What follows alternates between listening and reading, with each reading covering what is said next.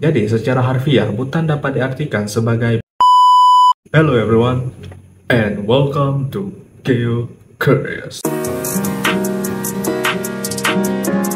Seperti yang di thumbnail, di video kali ini kita akan membahas negara yang terletak di antara dua negara besar.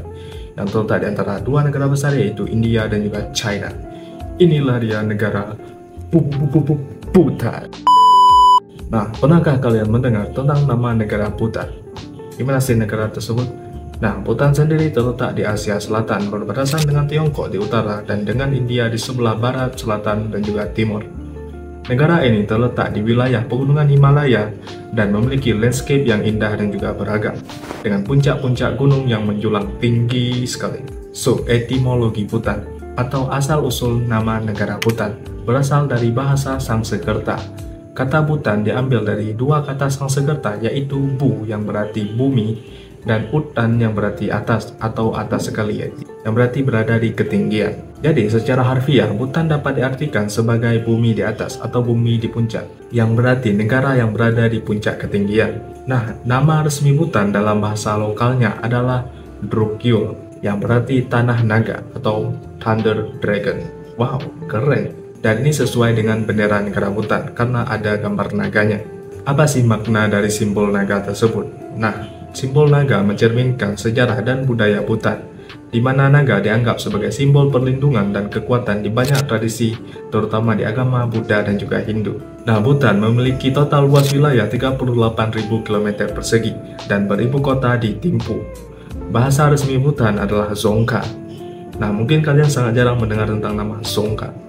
Nah, Dzongkha sendiri adalah bahasa Tibeto-Burma dan merupakan bahasa utama yang digunakan dalam administrasi, pemerintahan, dan pendidikan di negara Bhutan. Selanjutnya, untuk tujuan administratif, Bhutan terbagi atas 4 dongze. Nah, dongze sendiri berarti zona administratif. Tiap dongze dibagi lagi menjadi zongkang atau distrik, dan di Bhutan sendiri ada 20 zongkang atau distrik. Bhutan adalah negara monarki konstitusional dengan raja sebagai kepala negara. Sedangkan kepala pemerintahan atau pemerintahan eksekutif dijalankan oleh kabinet yang dipimpin oleh seorang perdana menteri. Raja Bhutan juga memiliki peran penting dalam pengambilan keputusan utama di dalam negara Bhutan. So, the first topic, aku punya ide bagus. Olaf, it's time for you. Hah? Kok gua? Bukannya gua bagian ekonomi? Ah, lu tanya kenapa? Kan di episode sebelumnya lu nggak hadir. Nah, di video kali ini lu dapat 2 jatah bagian, yaitu bagian geografi dan juga ekonomi. Oke? Iya sih, kemarin libur, tapi nggak ada tapi. Oke? Udah deh, nggak apa-apa. Halo everyone, I'm back.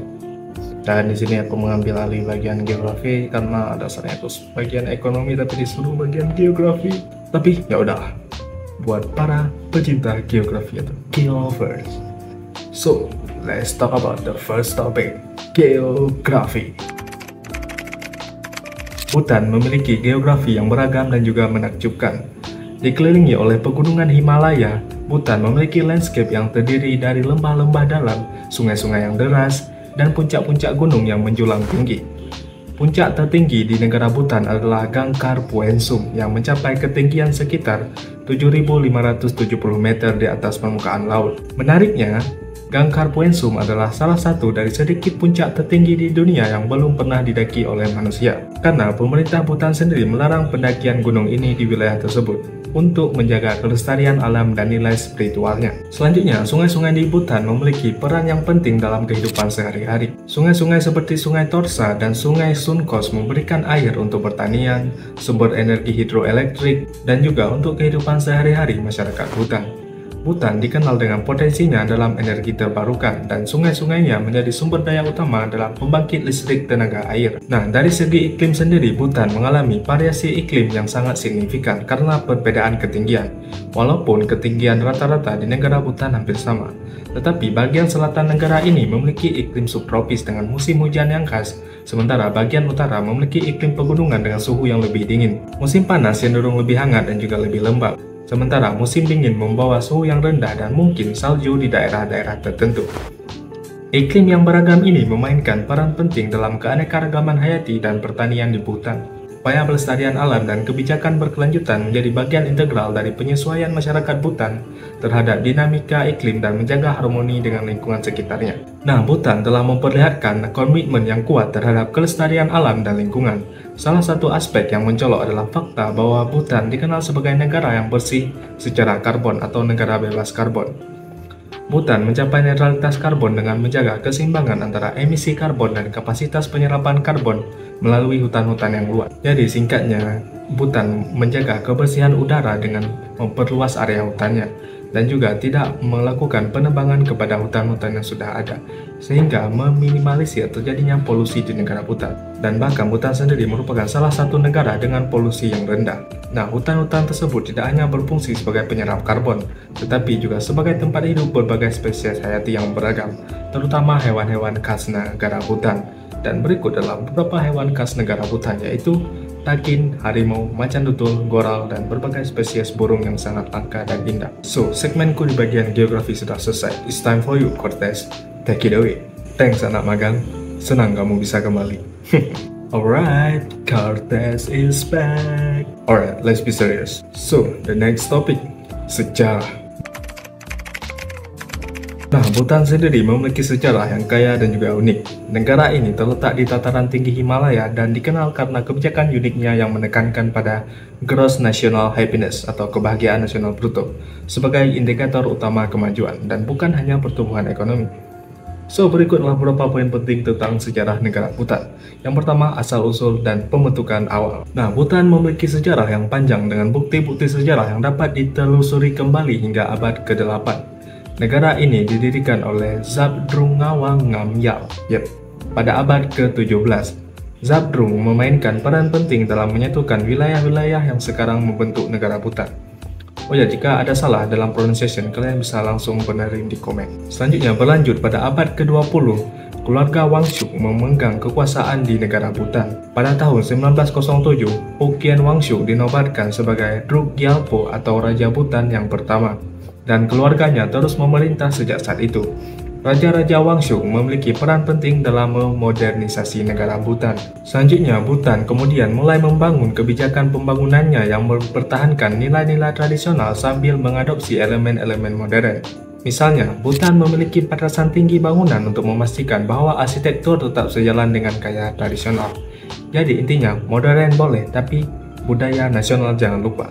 Itu poin penting. So, selanjutnya beralih pada tahun 1972, Raja Jigme Singye Wangchuk memperkenalkan konsep Gross National Happiness atau GNH sebagai panduan utama pembangunan negara Bhutan. Nah, apa sih konsep ini? Nah, konsep ini mencakup faktor-faktor seperti kesehatan mental, lingkungan, dan kesejahteraan spiritual, dan bukan hanya pertumbuhan ekonomi tentunya. Selanjutnya, Bhutan mengalami transisi pada awal abad ke-21, di mana pada tahun 2008 Bhutan mengadakan pemilihan umum pertamanya dan menjadi negara demokratis konstitusional dengan Raja Jigme Namgyal Wangchuk sebagai kepala negara dan Perdana Menteri sebagai kepala pemerintahan.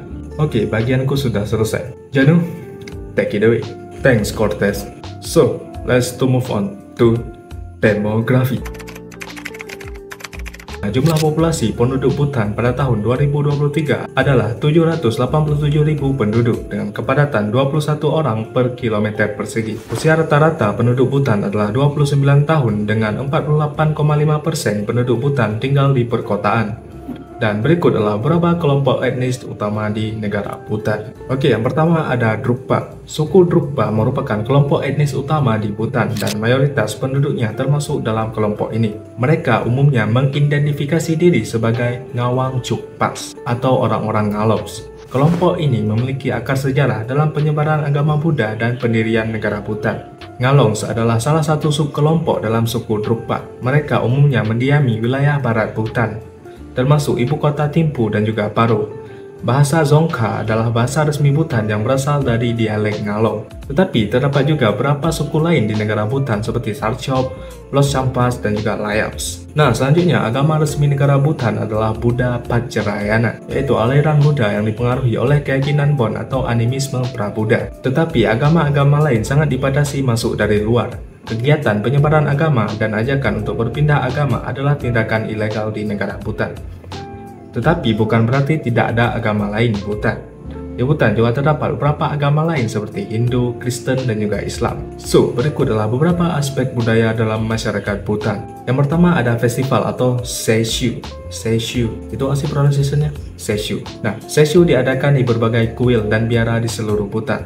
Acara ini mencakup tarian, musik, dan juga pertunjukan yang menggambarkan cerita-cerita keagamaan dan juga sejarah Bhutan. Seshu juga menjadi kesempatan untuk berkumpul dan merayakan bersama dan menikmati berbagai pertunjukan yang ada bersama keluarga. So, pasti kalian tidak asing dengan satu ini, yaitu pakaian tradisional Bhutan. Nah, pakaian tradisional Bhutan sendiri memiliki penggunaan nama yang berbeda, yaitu Go untuk pria dan juga Gira untuk wanita, yang memainkan peran penting dalam identitas budaya nasional Bhutan. Dan pakaian ini sering dipakai dalam acara-acara resmi termasuk upacara keagamaan dan juga festival. Dan bahkan Raja Bhutan sendiri selalu mengenakannya. Olaf, it's time for you. Thanks again, Janu. Dan inilah bagian favoritku, ekonomi. Ekonomi Bhutan meskipun relatif kecil telah mengalami perkembangan dalam beberapa dekade terakhir. Beberapa karakteristik ekonomi Bhutan melibatkan ketergantungan pada sektor pertanian, industri pariwisata yang berkembang, dan juga upaya untuk menjaga keberlanjutan lingkungan.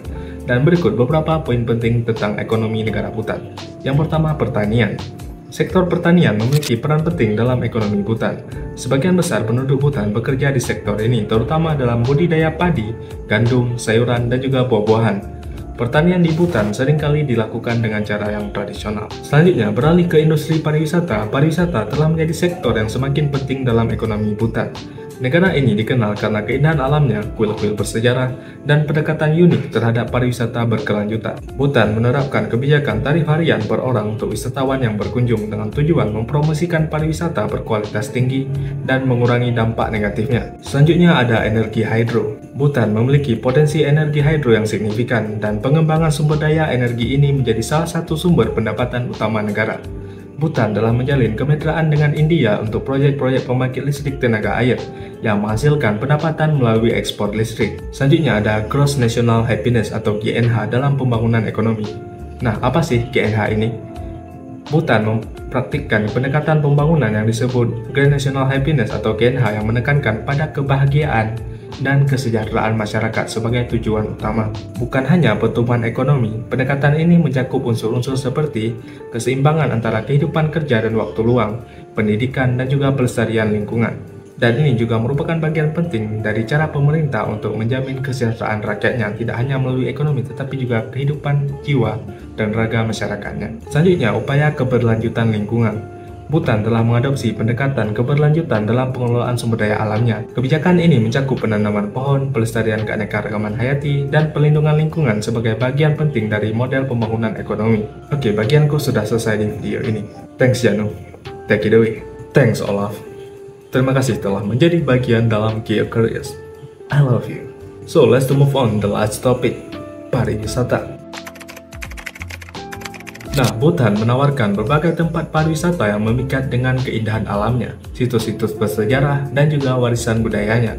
Dan berikutlah beberapa tempat pariwisata yang terkenal di Bhutan. Yang pertama ada Thimphu.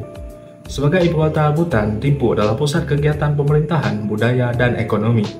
Kota-kota ini menawarkan kuil-kuil bersejarah seperti Kuil Changangka dan Kuil Desyen Podrang, serta pasar tradisional dan juga museum. Selanjutnya ada Paro. Paro sendiri terkenal dengan Bandara Internasional Paro yang dianggap sebagai salah satu bandara paling menantang di dunia. Di Paro, kamu dapat mengunjungi Kuil Paro Taksang, sebuah kuil yang terletak di tebing curam dan menawarkan pemandangan yang indah. Selanjutnya ada kota Punakha. Punakha adalah bekas ibu kota Bhutan dan terkenal dengan Punakha Dzong, sebuah benteng besar yang terletak di persimpangan dua sungai. Dzong ini adalah salah satu dari zong-zong paling indah di Bhutan. Selanjutnya ada Bumtang Valley. Bumtang Valley terdiri dari 4 lembah yaitu Chokhor, Tang, Ura, dan Chokhor, dan merupakan pusat kebudayaan dan sejarah di Bhutan.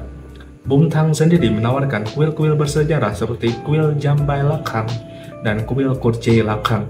Nah, selain itu juga terdapat beberapa tempat wisata lain di Bhutan seperti Kangte Valley, Ha Valley, Romsa, dan juga Jakar. Nah, berbicara tentang pariwisata, kita tidak lupa dengan namanya makanan. Adapun beberapa makanan khas negara Bhutan antara lain emadashi, dashi kewa, pakshava, jasamaro, dan red rice. So, itu dia informasi tentang negara Bhutan. Semoga menambah wawasan kalian tentang negara ini. Thanks for watching these videos. Don't forget to like, comment, and subscribe. See you. Wait, next episode Aljazair. Stay tuned.